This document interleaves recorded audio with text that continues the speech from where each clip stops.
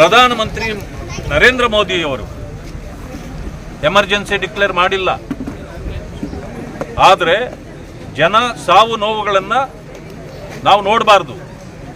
ಇದಕ್ಕೆ ಶಮನ ಮಾಡಬೇಕು. ನಮ್ಮಲ್ಲಿ ಮಾಸ್ಕ್ಗಳು ಕೂಡ ಸಿಗ್ತಿರಲಿಲ್ಲ, ಕಿಟ್ಗಳು ಸಿಗ್ತಿರಲಿಲ್ಲ, ಆಕ್ಸಿಜನ್ ಇರಲಿಲ್ಲ, ಬೆಡ್ಗಳು ಸಿಗ್ತಿರಲಿಲ್ಲ.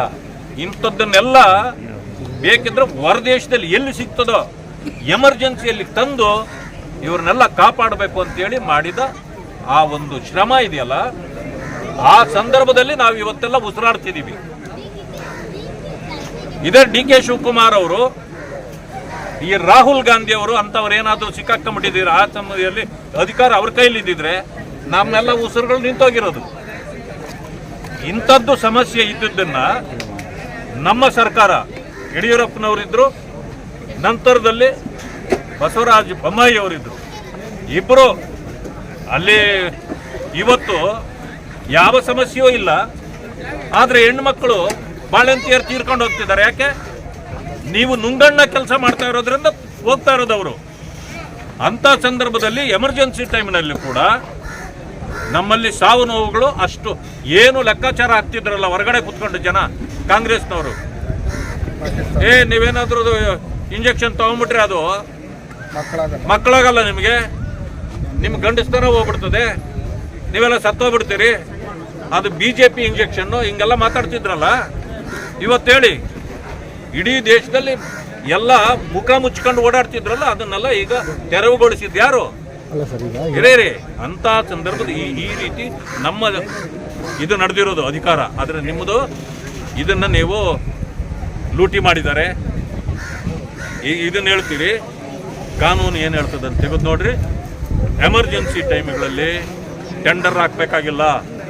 ನೀವು ಔಷಧಿ ಖರೀದಿ ಮಾಡಬೇಕಂತಂದರೆ ಎಲ್ಲಿ ಯಾವ ರೇಟಿಗೆ ಸಿಗ್ತದೋ ಅದನ್ನು ತಂದು ಮಾಡಬೇಕು. ಒಂದೊಂದು ಕಂಪ್ನಿದು ಒಂದೊಂದು ರೇಟ್ ಇರ್ತದೆ, ಅದನ್ನು ಖರೀದಿ ಮಾಡಿದ್ದಾರೆ, ಸಂದರ್ಭವನ್ನು ನಿಭಾಯಿಸಿದ್ದಾರೆ.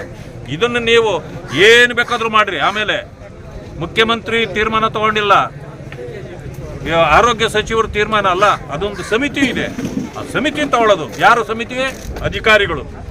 ನೀವೇನಾದರೂ ಇವತ್ತು ಕೇಸ್ ಹಾಕ್ತೀರಂದ್ರೆ ಆಕ್ರೆ ಅಧಿಕಾರಿಗಳು ನಿಮ್ಮ ಜೊತೆಯಲ್ಲಿದ್ದಾರಲ್ಲ, ಕೇಳ್ರಿ, ಅವ್ರನ್ನ ಕರೆದು ಗೊತ್ತಾಗುತ್ತೆ ನಿಮ್ಗೆ. ಎಮರ್ಜೆನ್ಸಿ ಟೈಮಲ್ಲೂ ಹಗರಣ ಮಾಡಿದ್ದಾರೆ ಅಂತ ನಾನು ಹೇಳ್ತಿದ್ದೀನಲ್ಲ, RT-PCR ಇರ್ಬೋದು, ಯಾವುದೇ ಆಗಿರೋದು ಆ ಥರ ಇರಲಿಲ್ಲ. ನೋಡಿ, ಡಾಕ್ಟರ್ ಹೇಳ್ತಿದ್ದಾರೆ. ಅದನ್ನ ಆ ಎಮರ್ಜೆನ್ಸಿ ಟೈಮ್ಗಳಲ್ಲಿ ಏನು ಮಾಡಬೇಕು ಅದನ್ನ ಆ ಸಂದರ್ಭದಲ್ಲಿ ಮಾಡಿದ್ದಾರೆ.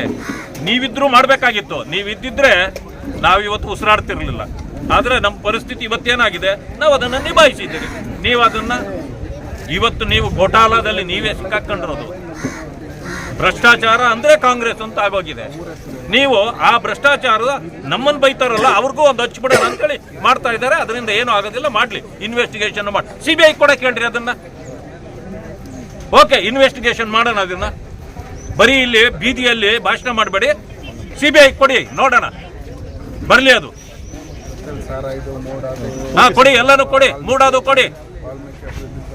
ರಾತ್ರಿ ಕದ್ದಿದ್ದ ಸೈಟ್ಗಳು ವಾಪಸ್ ಕೊಟ್ರಲ್ಲ, ಅದ್ರದ್ದು ಕೊಡಿ. 5 ಎಕರೆ ಲ್ಯಾಂಡ್ ಖರ್ಗೆ ಫ್ಯಾಮಿಲಿ ಕೊಟ್ಟಿದ್ರಲ್ಲ, ಅದನ್ನು ವಾಪಸ್ ಕೊಟ್ರಲ್ಲ. ಯಾಕೆ ಕೊಟ್ರಿ? ಅವೆಲ್ಲನೂ ಕಳ್ತನ ಮಾಡಿದ್ದಾನೆ. ಕೊಡ್ರಿ ಇವಾಗ ಅದನ್ನೆಲ್ಲನೂ CBI ಕೊಡ್ರಿ. ಧನ್ಯವಾದ.